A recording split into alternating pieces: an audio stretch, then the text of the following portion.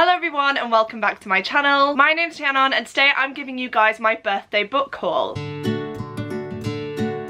In case you didn't know, my birthday was on July 3rd, so it was last Saturday as I'm filming this. I honestly cannot believe how many of you guys reached out to me to send me birthday messages, so thank you so much for that. And a few of you went the extra mile and also got me some books, which I'm just blown away by. You really did not have to, but it truly does mean the world to me. It still blows me away that people want to send me gifts, and I'm honestly so grateful for it. Before diving into the book haul, I do just want to quickly remind you to subscribe to my channel. I'm getting very close to 2.5k on here, which is again just mind-blowing to me. I really cannot comprehend that, but at the time of filming this I think I'm around 30 subscribers away, so if you do watch my videos regularly and you enjoy my content, please do consider clicking the subscribe button if you haven't already. Right, and without any further ado, let's just dive into the book haul. So the first gifts are actually from my dear friend Rachel over at Rachel Kerris, so thank you so much, Rachel. I honestly couldn't believe that you sent me this, and I'm actually still pretty gobsmacked. But the first thing that Rachel actually bought me is a box set of all the books in the Arc of a Side series by Neil Shusterman. I have been wanting to read these books for the longest time, and I know it's one of Rachel's favourite series, and so I did put this on my wish list purely for me because it was cheaper on this website than I'd seen on a few other websites, and I decided that if it went down any more I would purchase it for myself. I never expected anyone to actually buy me this, so like I said, I'm just blown away by that fact. But honestly, it is very fitting that Rachel sent this to me because, as I've just said, this is one of her favourite series. You might be able to tell that I haven't actually taken the plastic wrapping off of this yet. I just wanted to keep them in pristine condition for as long as possible, but I feel like now's the time to fully open it, and then I can give you the synopsis for the first book, Scythe. Okay, so I've just taken them out of the box and they are stunning. Honestly guys, the covers for these are just the most beautiful thing. But just to give you guys some context, I will read you the back of the first book so that we all know what the series is about. So it says, "Thou shalt kill. What if death was the only thing left to control? In a perfect world, the only way to die is to be gleaned by a professional scythe. When Citra and Rowan are chosen to be apprentice scythes, they know they have no option but to learn the art of killing. However, the terrifying responsibility of choosing their victims is just the start. Corruption is the order of the day, and Citra and Rowan need to stick together to fight it. Then they are told that one of them will have to glean the other." Oh my gosh, that sounds brilliant. I honestly cannot wait to get to it, and I even said to Rachel I plan on sitting down and binging this series soon. I'm definitely the type of person who prefers to sit down and just binge out a series. I have so many on my shelves where I've read the first book in a series, and then because there's a year-long wait for the next book, I don't really get to it, and then I've forgotten what's happened in the first book as well. So the fact that I have all three of these is perfect, and definitely let me know if you'd like a dedicated reading vlog for this trilogy. I know it's a very popular one on BookTube, and I honestly cannot wait to see what all the hype is about. And then the second book that Rachel sent me is, of course, Me, My Dad and the End of the Rainbow by Benjamin Dean, another one of Rachel's favourite books. You guys are probably looking at this and thinking, oh my gosh, Shannon, why the hell would you want this book? You don't like contemporary. And that is true, but I do enjoy contemporaries occasionally, and this one is one that I feel like I'm absolutely going to love. The only thing it says on the back is all Archie wants is for them to be a happy family again, but then he overhears Dad's secret and his dream is blown apart. When a colourful flyer falls out of Dad's pocket, Archie thinks he may have found the answer. Only problem, that answer might just lie at the end of the rainbow. So I believe this is an LGBTQIA+ story, and we can never have enough of those. You know, we need the representation, especially in a middle grade. I feel like this is going to be such an important book, and once again, a massive thank you to Rachel for sending this on my way. I'm not sure when I would have picked it up, otherwise I feel like I would have put it on the back burner a bit, but now that I have it in my hands and now that I've reread the synopsis, I just cannot wait to dive into this, and I'm hoping I can read it over the summer. Next up, we have a book from one of my lovely subscribers and friends, Liam, and he actually sent me Stardust by Neil Gaiman in this beautiful edition. I'm really hoping that this is in focus, but this is what the cover looks like. Like I said, it's just the most beautiful thing, and as soon as I saw it, I knew I wanted it. Stardust is actually a story that I have read in the past, though I did listen to the audiobook of it, and ever since then I haven't been able to stop thinking about it, and I really did just want a physical copy for myself, so thank you so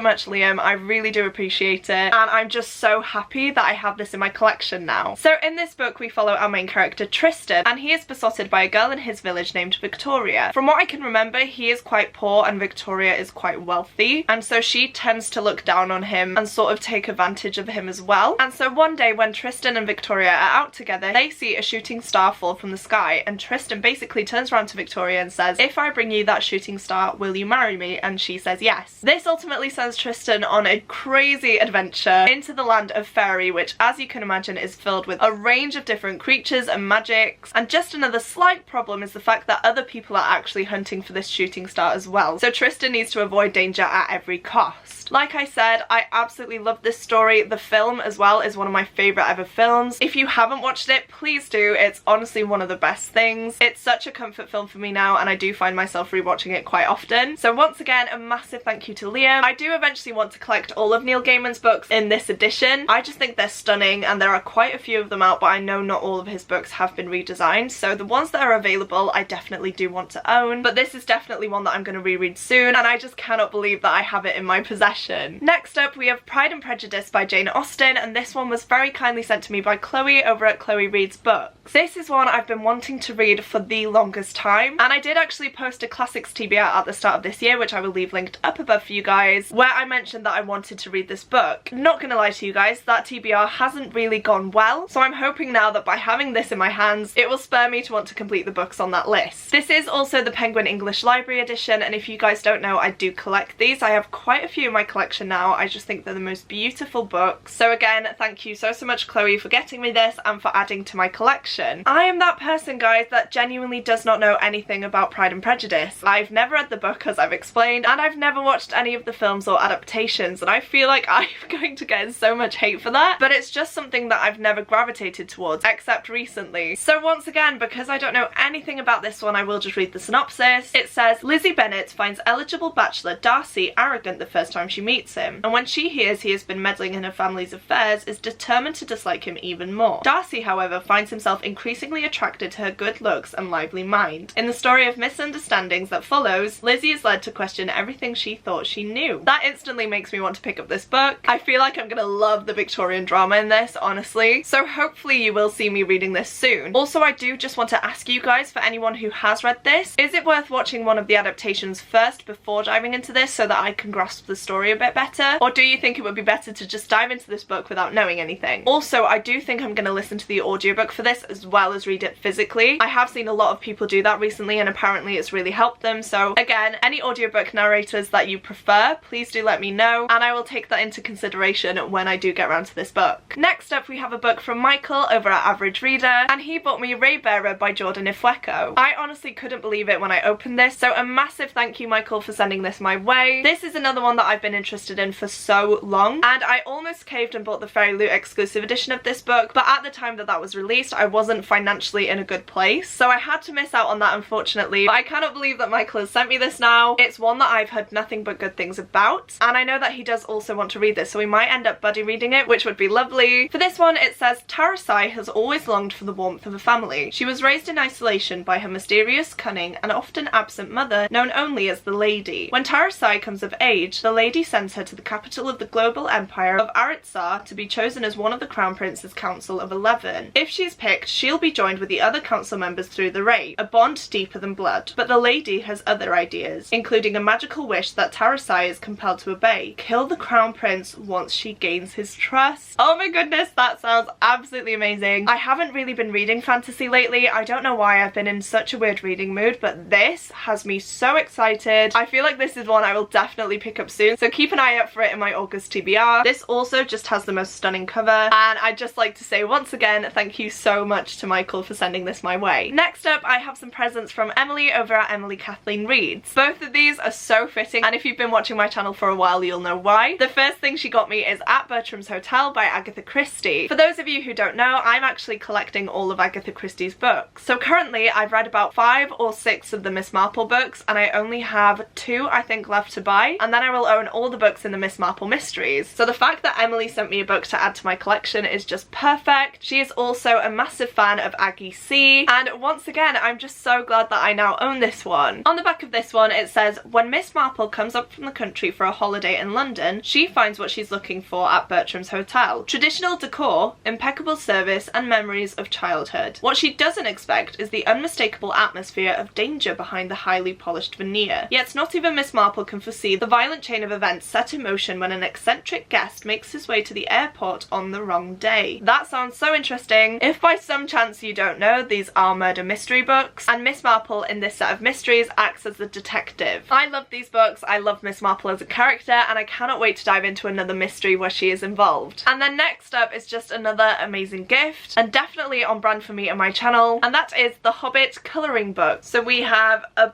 bunch of different illustrations in here, which I will definitely get round to colouring. I love to sit down and colour with an audiobook on. I feel like that really helps to calm me and also keeps me focused on the audiobook that I'm listening to as well. And again, if by some chance you don't know, The Hobbit is my all-time favourite book. I absolutely love it. I'm obsessed. So the fact that Emily sent me this one was just perfect, and I'm so grateful. So thank you, Emily, and I cannot wait to start colouring the illustrations in this book. Next up, I have a book that was sent to me by Christy over at Christy Reads. I've recently become friends with Christy. She's one of the nicest people, and I was actually on a live with her, Chloe, and Ro the other week, and we've done one since as well, I think. And both Christy and Ro were raving about this book. They said it's one of their favourite books ever, and so because they hyped it up, I actually put it onto my wish list, not knowing that Christy would then proceed to send me that book for my birthday, so thank you so much, Christy. And the book that she sent me was Docile by K.M. Sparrer. This is chunky. I didn't expect it to be this big, but it is a dystopian from what I can gather, and again, I will read you the synopsis because I'm awful at describing books that I haven't read. So it says, there is no consent under capitalism. To be a docile is to be kept, body and soul, for the uses of the owner of your contract. To be a docile is to forget, to disappear, to hide in your body from the horrors of your service. To be a docile is to sell yourself to pay your parents' debts and buy your children's future. Alicia Wilder's family has been ruined by debt handed down to them from previous generations. His mother never recovered from the Dosaline she took during her term as a docile, so when Alicia decides to try to erase the family's debt himself, he swears he will never take the drug that took his mother from him. Too bad his contract has been purchased by Alexander Bishop III, whose ultra-rich family is the brains behind Dosaline and the debtor's system. When Alicia refuses Dosaline, Alex is determined to turn Alicia into the perfect docile without it. That sounds so intense, and even though I don't typically read dystopian novels, the way that Christy and Ro were hyping this just had me so intrigued, and I'm so glad that I now have it in my hands, so thank you so much, Christy. I will try and get to it as soon as possible, but it scares me a bit, I'm not gonna lie. And I've just actually seen something on the back of this book which I will read out to you. It says, Docile contains forthright depictions and discussions of rape, abuse, and other consent violations, as well as attempted suicide and suicidal ideation. So if any of those things are triggering for you, please do not pick up this book. I'm actually so glad that that list is there, and I feel like all books should have a content warning if they deal in difficult topics, so I'm actually really glad that this one does, and please be aware of that before diving in. The next book I have to show you guys is The Decagon House Murders by Yukito Ayatsuji. This is one that my sister actually got me, so thank you so much, Siwan, if you're watching. And I actually first heard about this from Kat over at Bambina Katerina. If you couldn't tell by the title, this is a murder mystery, and it has been translated from Japanese, and I have recently started reading Japanese translated fiction. So when I saw this one and heard what it was about, I added it straight to my wish list. For this one, it says, the lonely rock-bound island of Tsunojima is notorious as the site as a series of bloody unsolved murders. Some even say it's haunted. One thing's for sure, it's the perfect destination for the K University Mystery Club's trip. But when the first club member turns up dead, the remaining amateur sleuths realise they will need all of their murder mystery expertise to get off the island alive. As the party are picked off one by one, the survivors grow desperate and paranoid, turning on each other. Will anyone be able to untangle the murderer's fiendish plan before it's too late?